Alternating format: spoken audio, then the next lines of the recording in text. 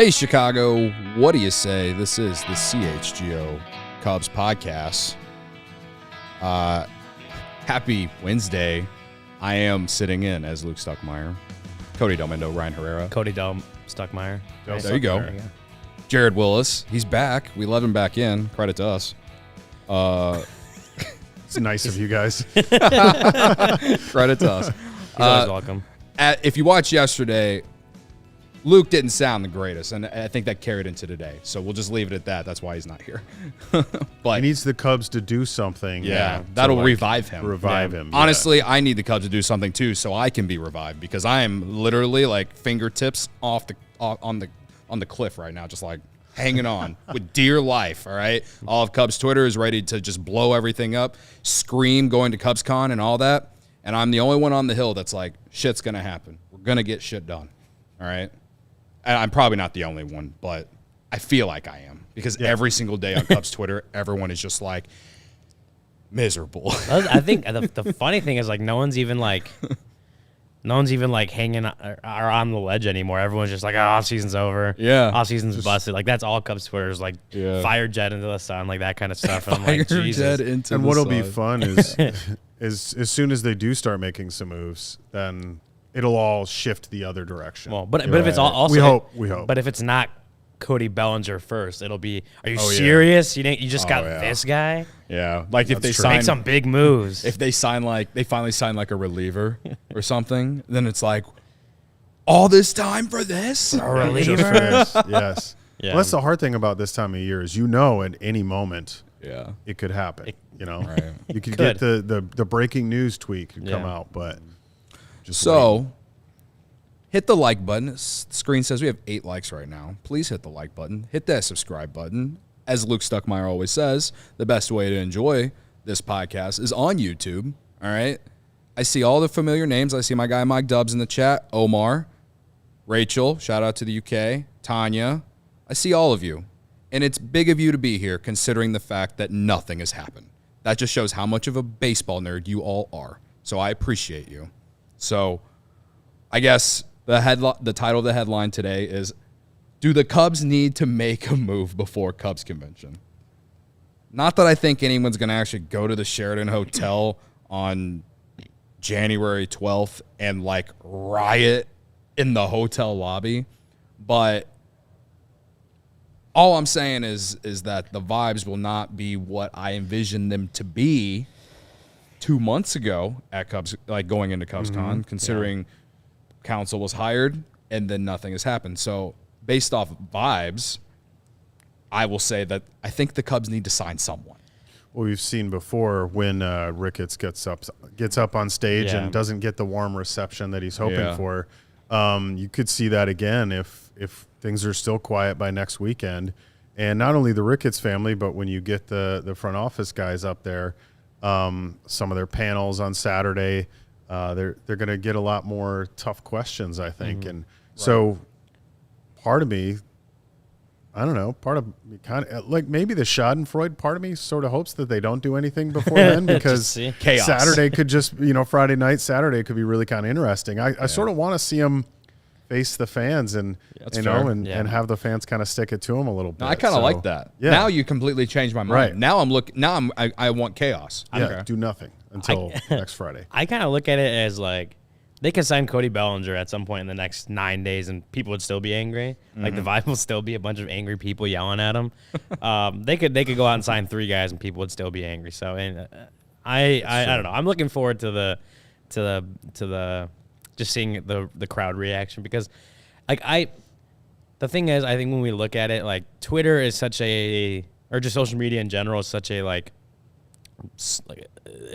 the loudest people in like any fan base are on social media and are talking. That's what you see. So like when you associate it, you're not getting the entirety of the fan base. So there will still be a lot of people at Cubs convention that if they do end up signing Cody Bellinger and sign whoever, happy, right? There'll be good vibes, whatever.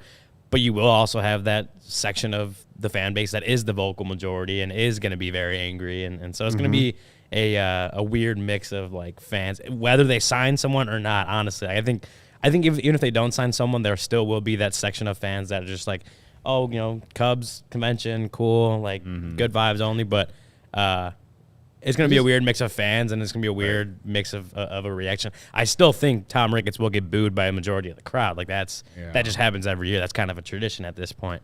But just the general vibe is going to be it's going to be a weird mix of people. But I think that's what we kind of like about these things is you get the opinions and the ideas and the vibes from all, like the whole spectrum of fans. I think that's what we kind of like this. I mean, I will say that it's a bad look on ownership to not do the panel this year after they did it last year. And I know like they signed Swanson one or 2 weeks before Cubs convention last year, so that's probably why he did it. But I just think it's a bad look to not do it this year, and it largely just, at least from the outside perspective, just because the front office hasn't done anything. You know what I mean? And so to me, like that's not his fault or Laura's fault. Like that's not Tom or Laura's fault. This is like, to me, the fact that nothing has happened with this, when it comes to free agency or trades or whatever, I think it's more so on Carter Hawkins and Jed Hoyer than it is Tom Ricketts. Because I remember at the end of the year, it came out from Ron Coomer that Ricketts was pissed that they didn't make the playoffs, right? And you can take that with a grain of salt, whatever. But to me, the fact that literally nothing has happened is largely because of Jed and Carter playing ball with Scott Boras right now. Yeah. And I just think it's a bad look that you didn't need to have, man. Like, that, you get what I'm saying by that? Right, because are you still referring to the you're talking about not the doing Ricketts? The panel? Yeah. Okay. Because it can come across like you're avoiding. You're when you don't really have to. Like, again, I think, in my opinion at least, and I think a large majority of rational fans believe that as well, that this is more about the Cubs playing ball with Scott Boras right now than it is, ownership doesn't want to spend any money, blah, blah, blah, blah. And I was going to say, what I will say about that panel, and like they pointed to the fact that like that panel and another one were like two of the lowest 3 rated. And maybe that could be an excuse, whatever. I will say that you sit there and you watch the panel with the Ricketts, and it just turns into like craziness. Like it's chaos in there, and it's like a lot of the questions that get asked aren't like real. That's true. Constructive questions to be asking, and it's just like that. That's absolutely true. That environment. If you're looking for like real, truthful, like where are the Cubs at? What are you guys doing? Like that kind of stuff. I don't know if that environment is always the best place for it. I know Ricketts is doing some like kind of have a drink with Tom or something like that. And I don't know if that'll be any better. And like I'm not trying to be biased, but I know like the scrums that myself or Jared or whoever are in with Tom, like the media members feel just to me better to like, again, to have those kind of constructive questions and conversations. Yeah. So I will to play devil's advocate a little bit, like that the ownership panel doesn't always feel the most constructive to me anyway, but it's not. I would agree. But I also understand the side of people like saying like what the side of people thinking that they're kind of hiding because they're not doing it. Right. Like I don't know that I don't think that's completely accurate, but I get where people are coming from that want to have the ability to ask Tom and whoever questions about what's going on. Mm-hmm. I get that. And to his credit, I think as far as owners go, he's probably one of the most accessible because you see Tom Ricketts at a lot of games. He sits down there, close to the Cubs batter's box. He interacts with fans at games. So, as a fan, there's opportunities if you want to talk to him, approach him, whatever.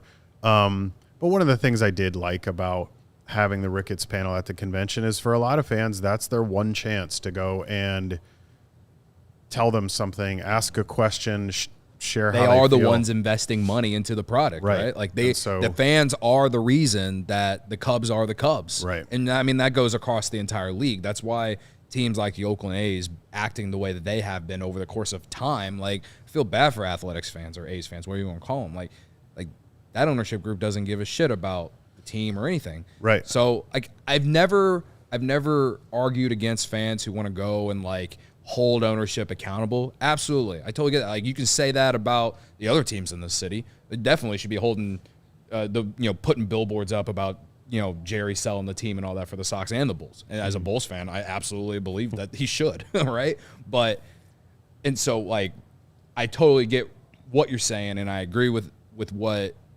that look at it because, listen, sure, there's a lot of good things going on with the Cubs right now. There's no doubt about that. But it's been a while since they acted like the big market team that they are. And I don't think anyone would complain about this if they were simply winning. Yeah. But they haven't won anything in 5 years. I mean, going to the wild card game in 2018, you can count that as winning. I mean, they technically made the playoffs that year. They won 95 games that year. But for 5 years, they haven't really won, unless you want to count the 2020 division championship in 60 games, which I don't. I personally don't, and I don't think majority of fans do either. So, yeah, I understand both sides, and that's why I don't really argue with people about, how they want to fan with that kind of shit. Because at the end of the day, the Cubs just haven't been winning. They haven't, and they need to start winning, considering they are the Cubs. And they promised us, when Theo Epstein arrived, he promised us sustained success, all this stuff. Didn't get it. Yeah. Hasn't really worked out that way. Yeah. Yeah. So, anyway. Well, I guess to go back to the original question, I think they absolutely want to have a signing done by the Cubs convention, and just in general. I don't think the front office should just sign someone just to cater to the fans or to appease the fans, I would whatever. agree with that too. I don't think they should do that, but you're talking about 9 days from now. You're talking about mid-January, 3-ish months into the off season. It should be. They should have someone in. They should not, by this time next Friday, should not have, be the only team in the major leagues without an addition to the major league roster. I think just in general, not just as Cubs convention itself, but just in general, they do need to start moving because you never, and whether Boris is holding up the market or not, other pieces are going to start falling, whether that's just, bullpen pieces that could be improvements to the bullpen. Other pieces will start falling, and if you just take way too long, you're going to start losing out on these other, smaller deals. They may not be Cody Bellinger level or whatever, but you might start losing out on some of these smaller deals that could really, impact your team in a positive way. So I do think, again, not making moves to appease the fan base, making moves so you're not losing out on guys that could be improvements to your roster. I think that's what we have to look at it, and they got to get moving on that. I love this comment from our guy Mike Dubs. He says, met Tom Ricketts outside of Hotel Zachary last year, and he was hammered. He asked how he did during his panel, and I said, good, I guess. All right, there's some honest. Maybe that's why he's not doing the panel this year. Because Mike Dubs said, good, I guess. Yeah, he's like, man, if good, I guess, is all I can get, then I'm out. Specifically because when they refer to the fan feedback and based on all the everything was great. Oh, Mike Dubs said good. Sorry, it's at the bottom of the list. Maybe what we need to do is find the bar where Tom Ricketts drinks after the convention and then just go belly up next to him there. And that's the way to go. That's where you ask the questions. Yeah. That's where you can ask your questions. All right. Well, wasn't going to sit here for an entire hour and complain about this particular thing. We actually talked about it longer than I expected. But I guess we could do some ad reads and then talk about this Jeff Passan article that came out today related to the hot stove. I know I see a lot of comments in the chat talking about that article itself. So let's do that first. It's getting easier for businesses to switch to electric vehicles. That's something we can all get behind for the health of the planet and for the well-being of all of us who share it. Absolutely right, Cody. The electric grid is evolving to meet your cleaner energy needs. As we all move with confidence towards an electric tomorrow, whether you have one delivery van or a whole fleet of shipping trucks, ComEd can help guide you to make the changes that make sense. So what should business owners do, Ryan? Well, they should go to ComEd.com/clean to learn more about the resources, fleet rebates, and infrastructure incentives available to help businesses go electric. If you own a business, don't wait. Start making your plan today to switch to electric vehicles. Good for business, good for the planet, good for all of us. Go to ComEd.com/clean. I was reading the chat, Ryan. What did you say? ComEd.com/clean? Yeah, listen up. Jared, listen up. Everyone in the building, listen up. Everyone listening to us right now, listen up. ComEd.com/clean. Go now and see how going electric connects us to a better way of doing business and a better future for generations to come. Well done. Another, it's the second day of 2024, and it's the perfect time to go to Midtown Athletic Club. Third day. I whatever. Well, New Year's Day, I guess maybe technically, you get it, Yeah. Third still, day, second business day, whatever. Yeah. No one starts their resolutions on New Year's Day anyway. That's right. But you can That's right. start them now, and by going to Midtown Athletic Club for sure, because they got 4 Chicagoland locations. So I know a lot of everyone in the chat, we're all kind of spread out. They got the one in Palatine, the one in Bannockburn, Willowbrook, and of course the one in Bucktown, Lincoln Park here in Chicago.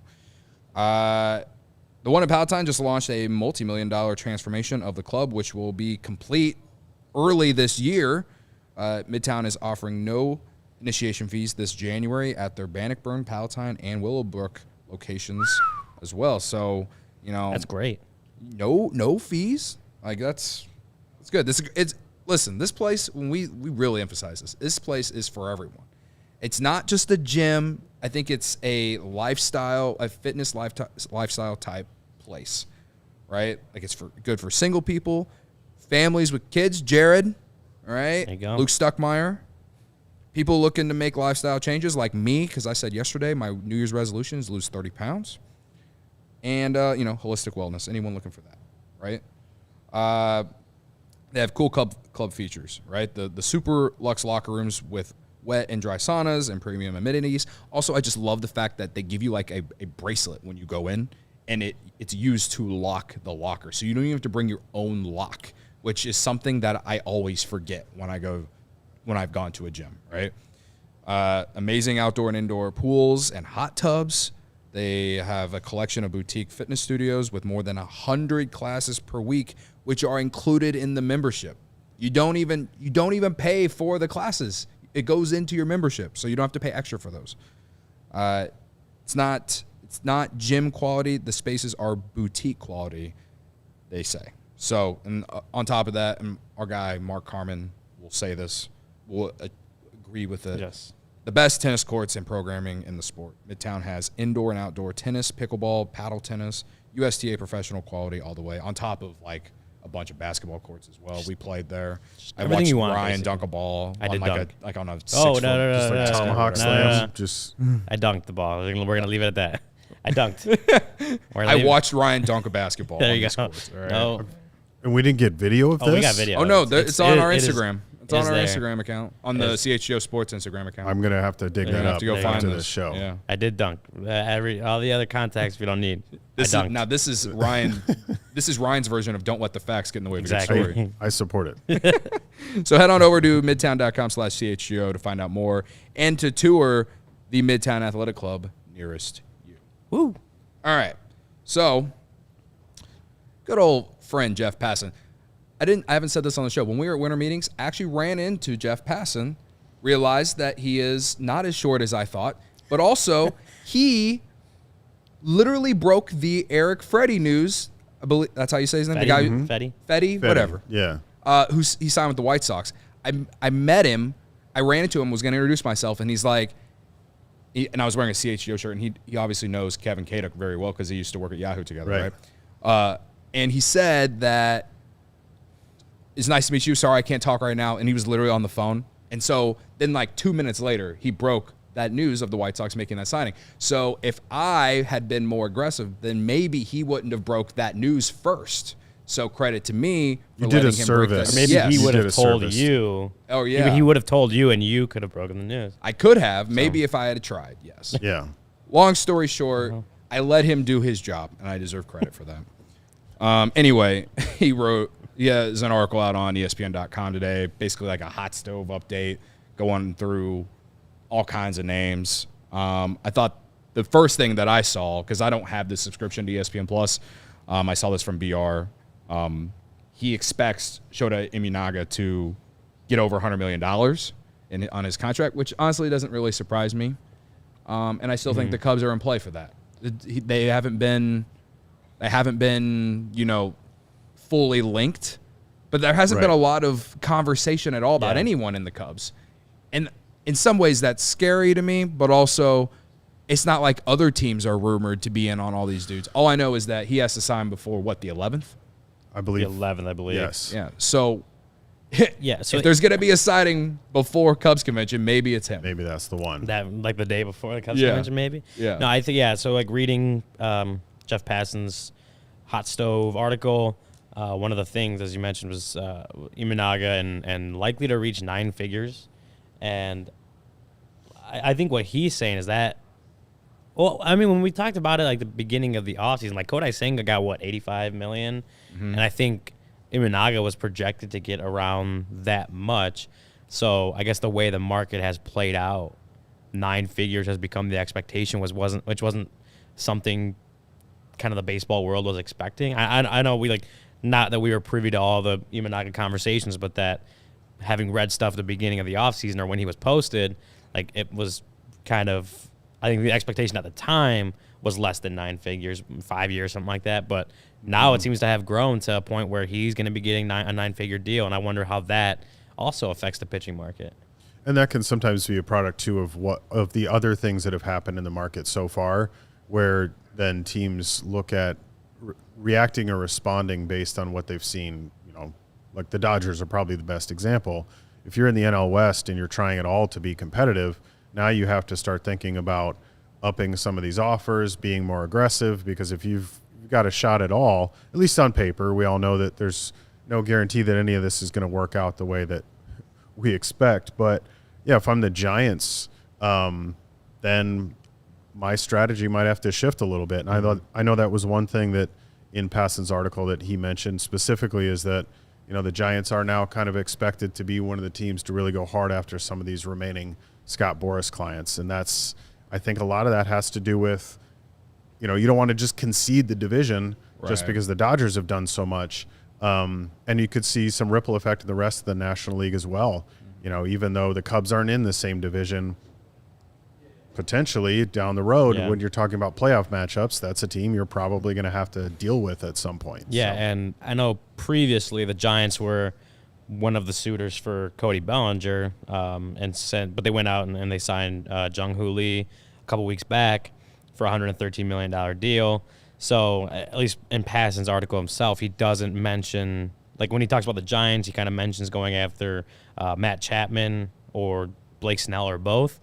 Doesn't have any mention of Cody Bellinger in connection to San Francisco. So I guess for people in the chat, people listening, people that want the Cubs to get Cody Bellinger, like that's a good sign. That's like, I don't think that's not confirming that the Giants the Giants are out on Cody Bellinger, but it's like you're not linking one of the previously big suitors to a guy you really want anymore. That's a good sign. Yeah, I mean the Giants, they definitely scare me more than the Blue Jays do when you talk about the Cody Bellinger market, despite what you just said, only because they failed to sign a major free agent the last couple off seasons, so they have money to spend. I mean, they gave the guy from Korea way more than what people projected, and it's just because they had so much money to spend. You know what I mean? So, and it's not like they've been trying in past off seasons. We saw the whole Carlos Correa saga and all of that, where the effort was there. So they're clearly intending to spend when the opportunities are presenting themselves. So, yeah, even though Bellinger hasn't been linked to them directly that we've heard, doesn't mean, that's not necessarily all right, you can rule them out on Cody Bellinger, because that too can shift quite a bit as the offseason progresses. Yeah. I know another. If you want to go through the list. Another part of this, of Passan's hot stove, was another Reese Hoskins connection to the Cubs. Passan, quoting it from his story, that Hoskins is likely to take a 1-year contract that would reestablish his value and allow him to hit free agency again at 31 and strike a long-term deal.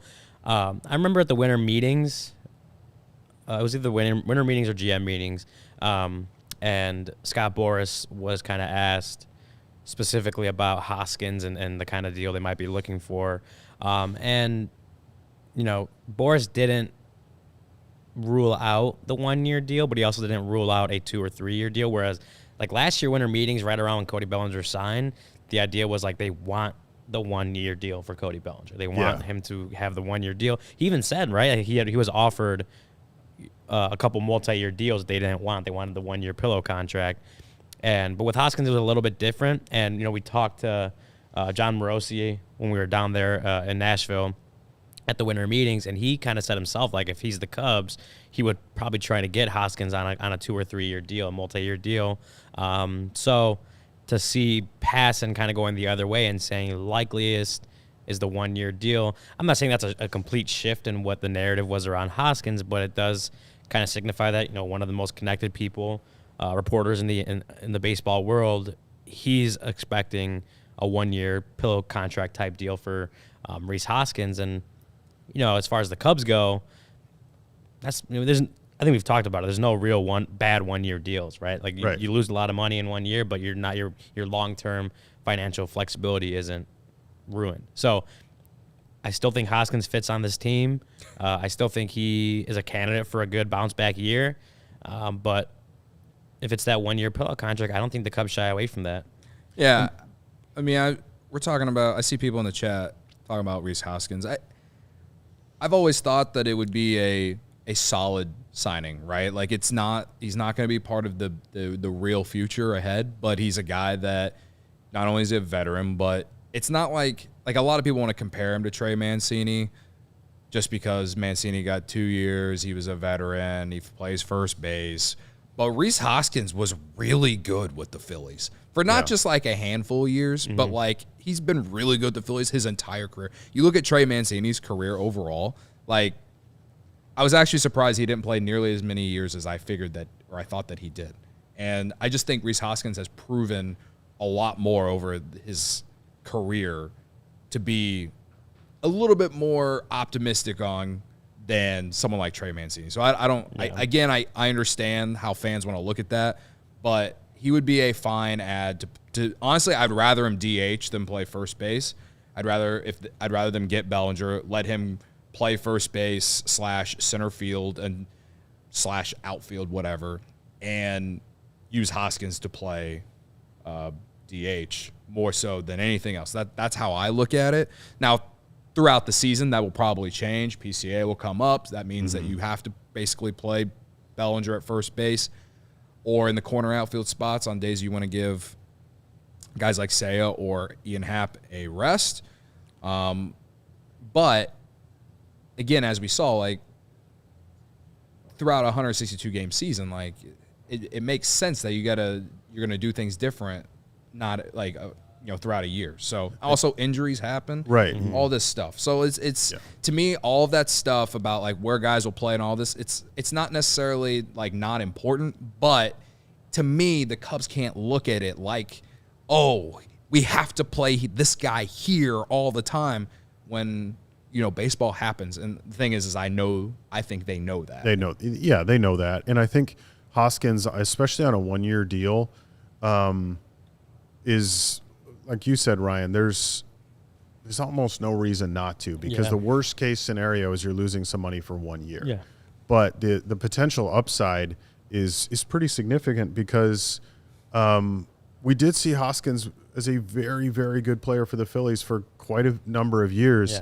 Yeah. And if one thing that we've seen that the Cubs can do is they can find these guys that are low risk but potentially high reward, and you get something out of them, and they reap the benefit. We just saw that with Cody Bellinger last year, and knock on wood going into the future. But remember where we were a year ago, and they signed Cody Bellinger. He was coming off of three awful years, awful. That's a lot different than a guy who was injured and couldn't play for a year, but had been very good leading up to that. So I like the Hoskins possibility maybe a lot more than it's getting credit for. So also it's a 1 year prove it deal, right? Like someone in the chat saying that he has no upsides. Like he's literally playing for a long-term contract going into 2025. That's exactly what you just. No one thought Cody Bellinger had any upside. That's what I'm saying. That's what you just had a year ago, and it worked out pretty nicely because if not for Cody Bellinger, the Cubs season turns out a lot differently in 2023. So I don't see what's not to like about this, because it's the same kind of thing. As you mentioned, like the worst case scenario is he either gets hurt or isn't very good, and you lose however much money you have to pay him, $20 million, whatever. I don't know if that's going to be it, but throwing a number out there, you lose that amount of money, and then he's gone, and you don't have to worry about it after that, right? Right. Or one of the better case scenarios is he's really good, goes back on the market, and you may want to re-sign him if you're the Cubs front office, but you have a leg up now, like as you do, like you had an entire year to build a relationship with the guy, as you did with Cody Bellinger, and as a Boris client, that may not be the biggest difference, but it still does matter in that this guy was able to get comfortable in your organization for a year. He knows what you're about. He knows what you're bringing. He knows what he has in the organization. So that just it's an advantage, and you're not having to do the whole recruiting pitch. Similar to what the Cubs with Cody Bellinger now, they don't have to do the whole recruiting pitch with him and Boris because they did it a year ago, and he got to see it up close and personal for a year. So I'm saying that's one of the better scenarios, and that if you do end up wanting to re-sign him after a 1-year deal, you have a little bit of an advantage there, or just a head start. We could be saying a year from now, give us Hoskins back. They got to re-sign Hoskins. I mean, we could. The worst case scenario. The worst case scenario is just really not that bad. Yeah, right. Yeah. And the reason, again, also that it's not that bad. And as much as I don't like him defensively at first base, who knows? Maybe he improves. I don't know. But all I do know is that it's not like the Cubs have someone they can just plug in at first base, not named Cody Bellinger. And you'd rather play Cody Bellinger in the outfield, right? Right, because I would say right now, tell me who your first baseman is for the Cubs. Given who's on the roster right now, who's playing first base? Matt Mervis or Patrick Wisdom, I think. Right. At this Like, point, right? yeah. So and I like Mervis. It's just that you just don't know. You don't know. Huge the question Cubs. mark. Yeah. If they don't sign Hoskins, then I think that's a signal that they are higher on Mervis than we all think. Or that they've re-signed Bellinger and think he can eventually move to first. Right. Well, I don't know. And that's the thing is like, okay, they signed Bellinger. He probably starts the year in center field, eventually moves to first base. Who's going to play first base in the meantime before PCA comes back to the majors? I don't know. I guess it might be Mervis. It might be Patrick Wisdom. But, like, either way, you can't go into 2024 with those two as your options. And I genuinely don't think they will. Yeah. I'd be pretty surprised if and again, I like Mervis. I want to believe in Mervis. And I think he deserves a longer leash. Like 100 plate appearances does not just define you as a Major League Baseball player. Yeah. But again, it's not like he's some highly touted prospect. He's like 26. It's not like he's 22.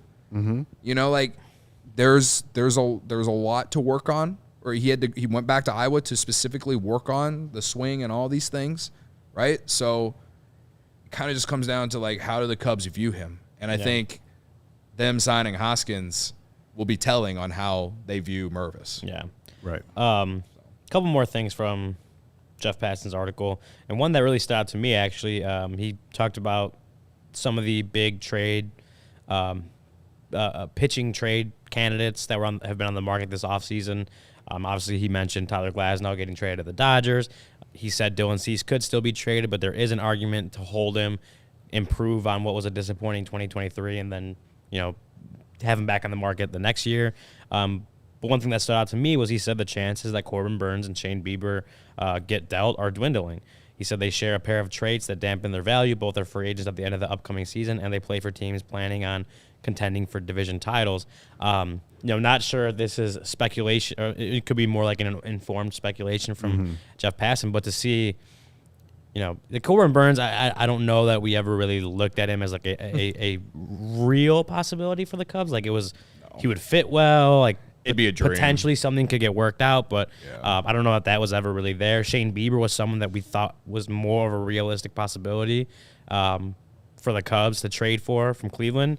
But not hearing this, it sounds like both those teams may be leaning towards holding on to a couple of major trade pieces on the pitching market, which again makes me wonder how would that affect the rest of the pitching market, specifically the free agents? If teams that were hoping to trade for someone like Corbin Burnes ultimately aren't able to get him anymore, they have to look elsewhere.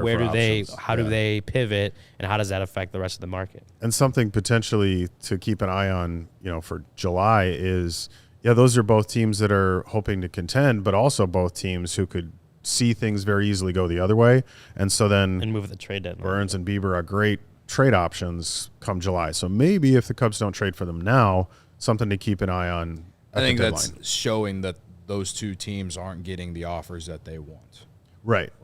I'm sure they've talked to people and just they've realized we're not going to get the kind of offer we want right now.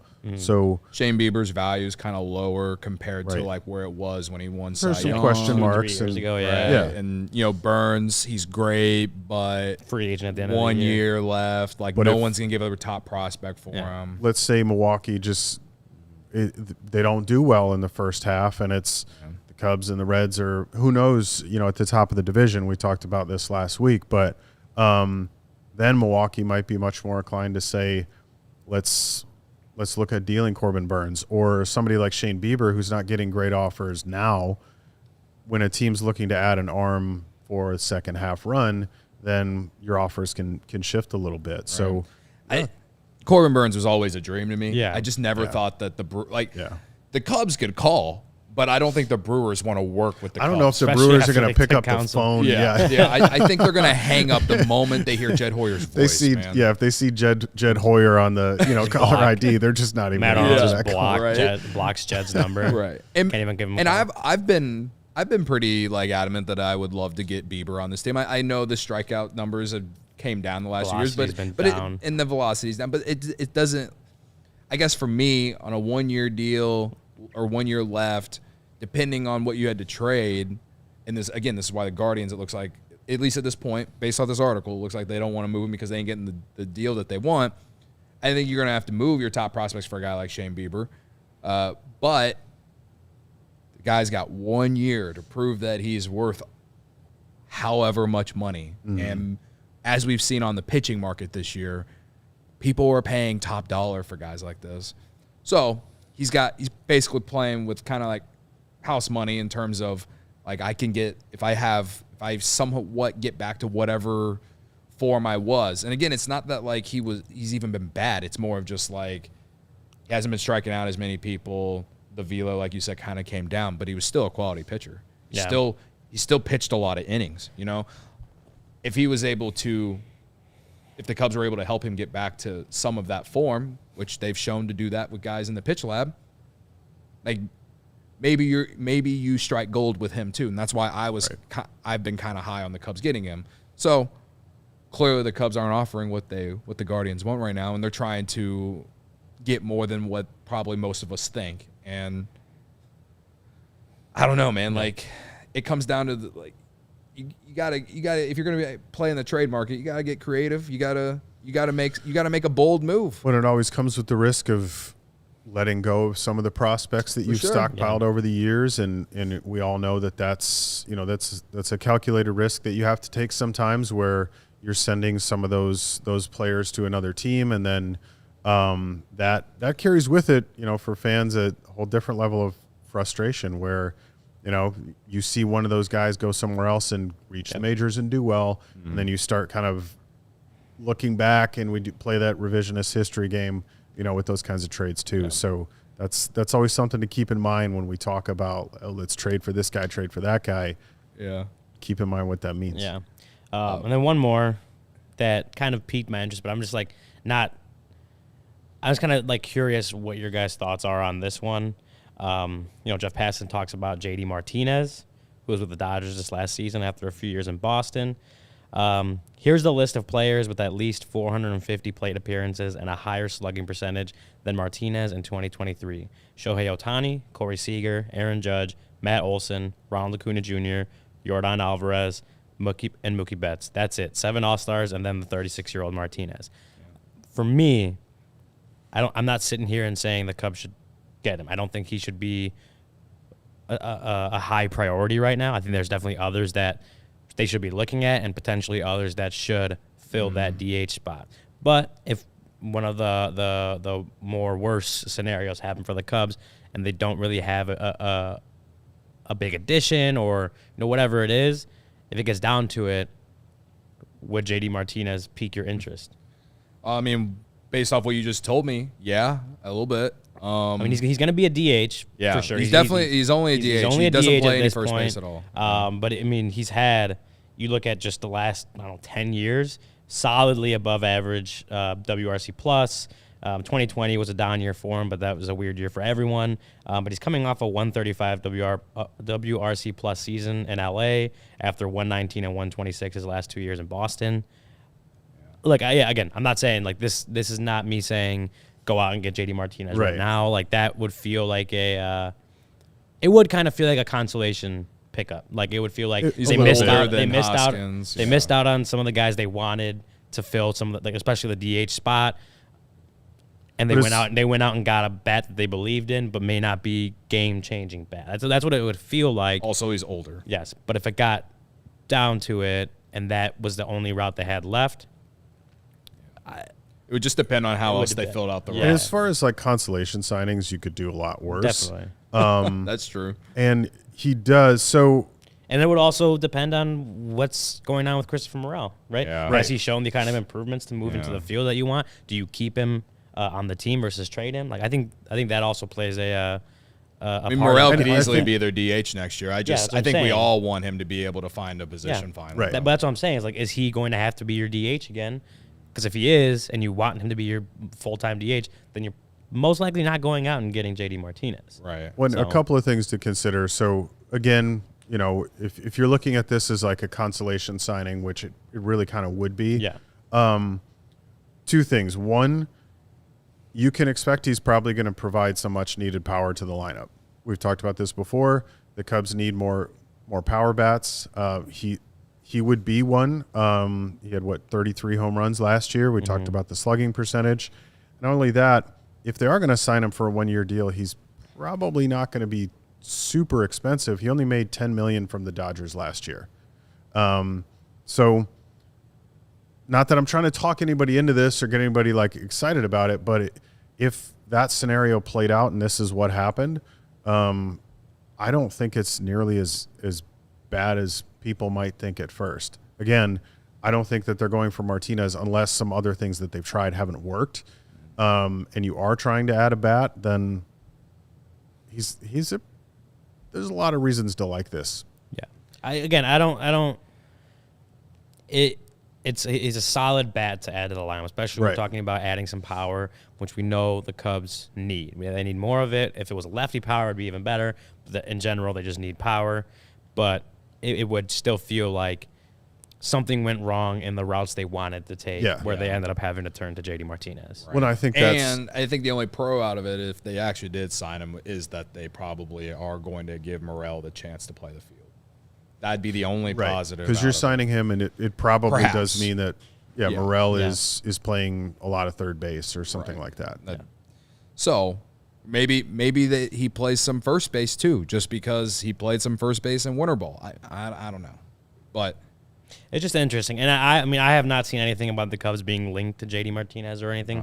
But it's just like an interesting. It's a hypothetical. Line. Yeah, like hypothetical. Something to consider. I think the fit probably is an okay fit for this team. Again, as I mentioned, depending on what Morel's doing and how they feel about Canario. But I think the fit is there. But it would just not feel like it feels like if they're going down the ladder, like that's definitely not one of the higher rungs of what they want to get done right now. Yeah. If that were to happen, it would feel like they missed out on a couple guys. For sure. We had one more, right? Marcus Strowman. Do we have one more? Yeah, you put it in here. Oh yeah. Notion. Marcus Strowman. Oh, this is from Passan. In a category of his own, below the 9-figure bunch, but far ahead of his other peers, could still grab a high annual number, Lucas Giolito style, and hope a team separates itself with the years. Which feels like where Marcus Strowman was 2 years ago, 2.5 years ago. Maybe gets a 2 or 3 year deal. Yeah, you got Giolito got like 2 or 3 for $38 million. Yeah. So I think it's 2 year 38, right? 2 years, yeah. So pretty high or relatively high AAV for a couple of years. I don't know. I don't see. I know that was your bold prediction. I don't see the Cubs. I don't see the Cubs bringing back Marcus Strowman. I mean, maybe you never really know. It's especially depending on how the pitching market evolves over the next few weeks. But I don't see it happening. But I mean, I do see Marcus Strowman. He's 31, I think.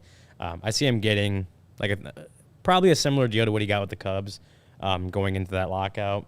Maybe an opt-out here or after a couple of years, relatively higher AAV, but not something like super long-term, I don't think.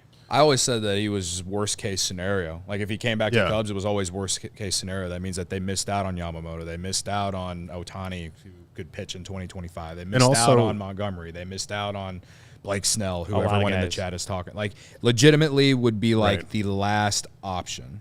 And it probably worst-case scenario for him as well, because he did choose to opt out of, what was it, $21 million for 2024, because he thinks he has a chance at getting more years, higher AAV, and if he comes back to the Cubs, then it probably means that he wasn't getting those kinds of offers. Yeah. And it's I know I talked about this last week, but it's tough with him because you have the first half Marcus Strowman, who was a Cy Young candidate, an all-star, really outstanding pitcher in the first half, but then injuries and everything, and in the second half, changes the way you look at the guy. But well, there's definitely that was back-to-back years, right? Like his first year, he struggled to start out. He got hurt. I know he had COVID, and but in the second half he was really good. So like he's had both those years with the Cubs where he had pretty high ups, but also pretty low downs. So there was not enough consistency. Yeah, right.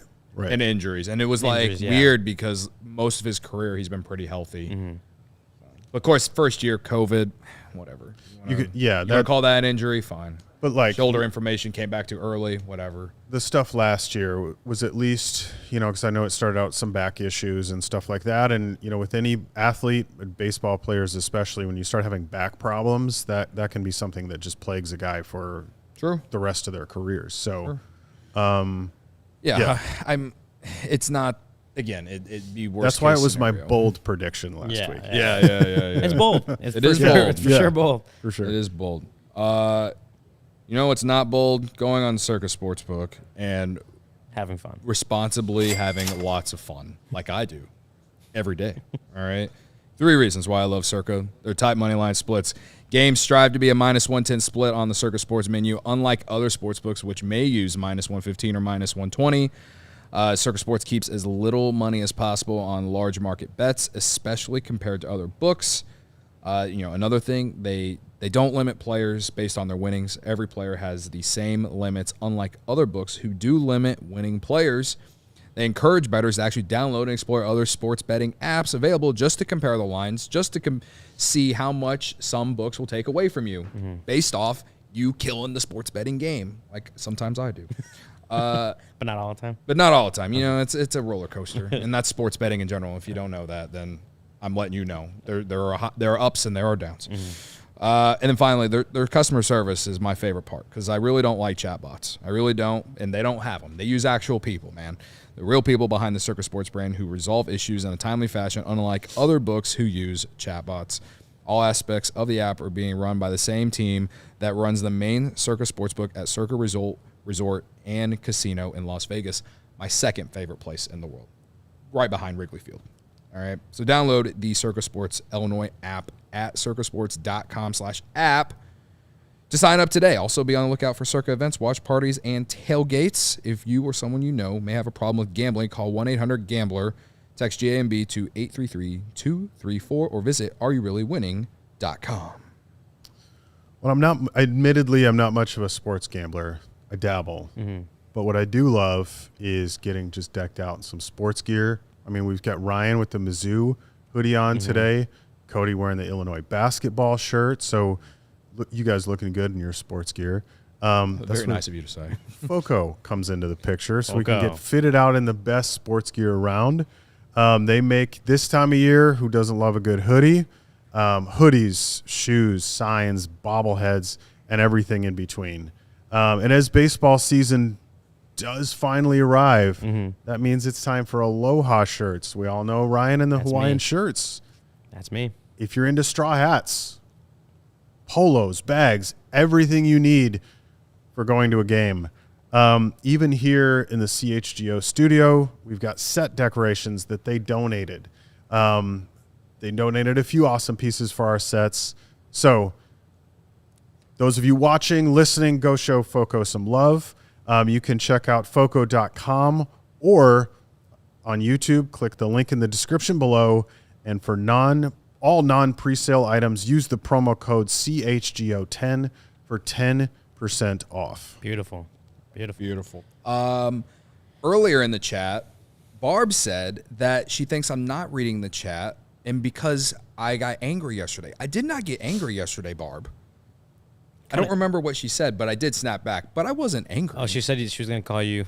She said I was salty. No, she was going to call you and Stucky bum of the week for trade if they trade for trading PCA. Yeah, for trading PCA for Jesus Luzardo, and it's only because Barb didn't know who Jesus Luzardo was. And it's like you can Google the guy and you can see that he's very good. All right. Is that an official designation, bum of the week?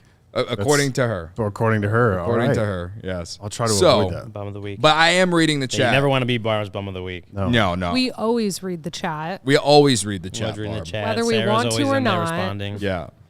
Sarah said that she wants the Cubs to sign Justin Bieber instead of trading That's for Shane been my Bieber. just little bit going on until we actually sign someone. I'll just start Sign throwing Justin out Bieber. names. Yeah, because of the Bieber guy. So that's, I don't know. Yeah. The Bieber guy.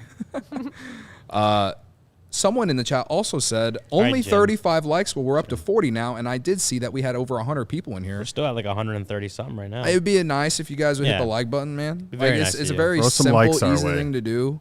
Like, it's very big of us to be here and talk about the lack of nothing happening for you the know? last 3 months. For the last 3 months. We're still here to talk about the Cubs and vent about the Cubs like 5 days a week, 4 days a week for us. But Corey and Brennan, they count.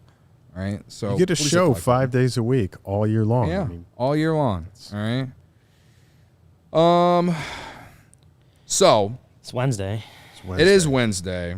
Wild Thought Wednesday. So I guess we can incorporate this this thing that I saw on Twitter today, which was Tommy Hottovy was on the score, and he basically gave like his wish list. I call it a New Year's resolution because it's New Year's still basically.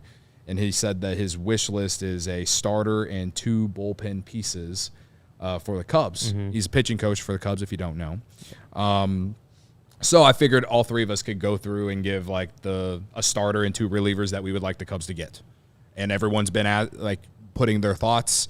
There's been a lot of Blake Snell talk in the chat. I've seen a lot of other names as well, mainly Blake Snell. So I figured we can go through this. And you want to start first, Jared? Yeah, you know what? I'll start in the spirit of boldness, perhaps. My starting pitcher choice is somebody who is not going to do anything for you in 2024, but you've got massive potential upside 2025, and that's Brandon Woodruff. I love the potential ceiling on this guy. Yes, I know that bringing him in, you're not, again, like I said, you're not getting anything from him 2024. Maybe a late season return, but I think that's, probably wishful thinking. You're really signing the guy for next year. But In which he would probably it'd be similar to like a Reese Hoskins, Cody Bellinger type deal. right. Drew Smiley, if you want to use former or current Cubs, because they did that in 2019. They did that with him. I think I'd seen somewhere Tyler Mahle was similar, like 2-year deal coming off injury. Yep. So there's potential there to bring him in for cheap, because of the reality that you're paying him to be on the team in 2024, but he's not going to play. But what he could do for that rotation in the future, I think, would be massive. Yeah. And just in general, we like Mississippi pitchers. We already have one in Justin Steele, so why not get another? I think Brandon Woodruff is from Tupelo, Mississippi, if I remember correctly. The Pride, what is it? Tupelo. Tupelo, Mississippi. Mississippi. Pride of Tupelo, Mississippi. Elvis is from Tupelo, so he might have something to say about that. Okay. But I did not know. But yeah, hey, why not get another Mississippi guy in that rotation? So I'm going Brandon Woodruff. Okay. We're going to do the starting pitchers first? Sure. Or? Yeah, sure. Okay. Here, you go. Also, Tupelo is where Ray Shremmerd is from. I just looked it up on Wikipedia. So if you know who Ray Shremmerd is, then another pride of Tupelo, Mississippi, along with Brandon Woodruff and Elvis Presley. Am I supposed to know who that is? Ray Shremmerd? Yeah, they're a rap duo. Oh, okay. Yeah. A what? Anyway, a rap duo. Oh, see that? See, Okay. no, I should know this, but I'm more of a 2000s I don't know what guy. he's talking about. They were either. big when I Okay. was in college. Okay. They did I'm the glad that Sarah doesn't They know did either. the mannequin challenge song, Black Beatles. Oh, That was them. Oh, okay. yeah, okay. Yeah, I know who that Okay. is. Yeah. That's all you okay. had to say. Yeah, that's all you had to say, I mean, too. I figured Ray Shremmerd was as a name, but I guess not. Okay, my starting pitching, my starter pitcher for my Wild Thought Wednesday Tommy Hottovy wish list. I went with Blake Snell. I understand some of the inconsistencies in his career, but he is a 2-time Cy Young winner. I don't know. I think he's 31. I don't know that you'd have to give him a super long-term contract. The AAV might be high, which, as we know with Jed Hoyer, like he has been straight up and said that he is willing to give a little bit more on the average annual value side versus the years. Like, we know this front office is less worried about the overall money more than it is like the long-term financial commitment. Yeah. So I don't think you're going to have to give him a super long-term contract, and things that I've seen don't suggest that either, things I've read. And like I said, he was a Cy Young Award winner this last year. I know the walks are a pretty big problem, but he also has the whiff rates, the strikeout rates, he has. When we've talked about what you want to add to this rotation, we've talked about adding more swing and miss, adding more velo, adding all this stuff to the rotation to kind of give a little differentiation in there. And I think Blake Snell would be, pretty big, a pretty big contributor to having a little bit of that difference versus what the rest of the Cubs rotation has and has had. Now, again, as I said, he has had his ups and downs in his career, right? Like his Cy Young Award, the first Cy Young he won was in 2018. It was 5 years in between his first and his second Cy Young Award. So it would be a risk for sure, but I think if you're still talking about the top of the rotation market, guy coming off a Cy Young Award. We've talked about this Cubs and their belief in their pitching infrastructure. Maybe they can figure out how to get him a little more consistent. He may not be Cy Young Blake Snell, but if you could get more consistency year to year out of him, then a few extra years don't necessarily scare me off. I've seen 5 years out there with a little higher AAV. I don't think that's a bad deal for him. And so I think if I'm looking at the wish list right now, like Blake Snell would be, right now he'd feel like a great guy to pair with Justin Steele at the top of the rotation. Yeah. And then, see what happens. I'm not against it. The only thing about Blake Snell that scares me is the walks. Yeah, it's the only thing sure. about him that scares me. He's been a little bit inconsistent over his career. It's not like he's ace every single year, it feels like. He had some great years with the Rays, goes to Padres, and it was kind of up and down for most of it. I felt like, of course, in his walk year, he puts out a Cy Young season. So how do I feel about him going forward? Again, 31. I don't know. We'll see. So I'm not against it. Mine is Jordan Montgomery. I couldn't decide between him or Immunaga from Japan. And I just think that it's kind of the same thing with Blake Snell, right? Like, over the course of his career, he's been a very average pitcher. However, those last 3 years, he's pitched over 150 innings each season. He's made 30 starts at least the last 3 years. So he's been healthy. He's been able to go out there every fifth day and pitch. He's had an ERA under 4 the last 3 years. So for the last 3 years, he has been consistent, right? But just overall, what you're looking at, sure, strikeouts per 9 isn't great. It's at 7.92 this past season, 7.97 the year before. Obviously, the Cubs need more strikeouts. Does he provide that? I don't think so. But he has been consistently eating innings and giving you quality innings at the same time.